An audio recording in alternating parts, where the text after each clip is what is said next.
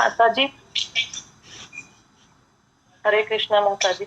हरे माता कृष्ण। जी, बस ये पूछना था कि ये भगवान हमेशा जो दुष्ट लोगों के साथ छल करते हैं, तो बिना छल किए भी कुछ भी कर सकते हैं। तो अच्छे जैसे बोलते हैं ना कि कोई गंदा काम कर रहा है तो गंदा काम मत करो या उसके साथ बुरा मत करो। तो भगवान तो कुछ भी कर सकते हैं छल बिना किए, तो उनके हाथ में सब कुछ है। तो फिर छल क्यों करते हैं? मजा आता है भगवान को छल करने में, लीला बनती है एक।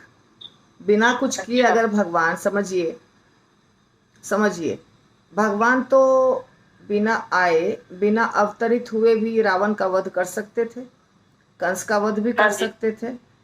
आज भी इतने लोग जो हैं एक्सीडेंट्स में मर रहे हैं, या बहुत सारी चीज़ें हो रही हैं जो भगवान के मर्जी से ही हो रही है, प्रकृति के नियम के अनुसार, या कोई ऐसी शक्ति है जो कर रही है, तो वो भगवान ही है।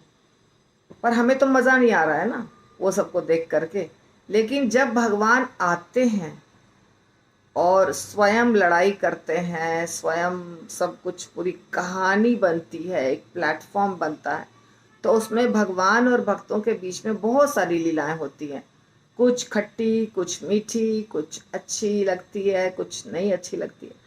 तो ये चर्चा फिर लंबा चौड़ा एक इतिहास बनता है, जिसको ऋषि मुनि गाते हैं, भक्तगण गाते हैं। फिर वो बहुत लंबे समय के लिए शास्त्रों में लिखा जाता है और चलता है। तो ये लीला करने में भगवान को आनंद आता है, भक्तों को देखने और सुनने में आनंद आता है। उसके साथ साथ हमें ज्ञान प्राप्त होता है कि बुरा कर्म करेंगे तो परिणाम बुरा होगा, इसके साथ बुरा हुआ, उसके साथ बुरा हुआ। यदि बिना कुछ बताए परिणाम सिर्फ होता रहे बुरा, तो कैसे मालूम पड़ेगा कि बुरा का परिणाम बुरा होता है? हाईलाइट होना चाहिए ना वो चीज़, वो दिखना चाहिए लोगों को ना, तभी तो मालूम पड़ेगा। बात जी समझे? माता जी। इसलिए ऐसे लीला बना करके उसको किया जाता है। समझ में आया?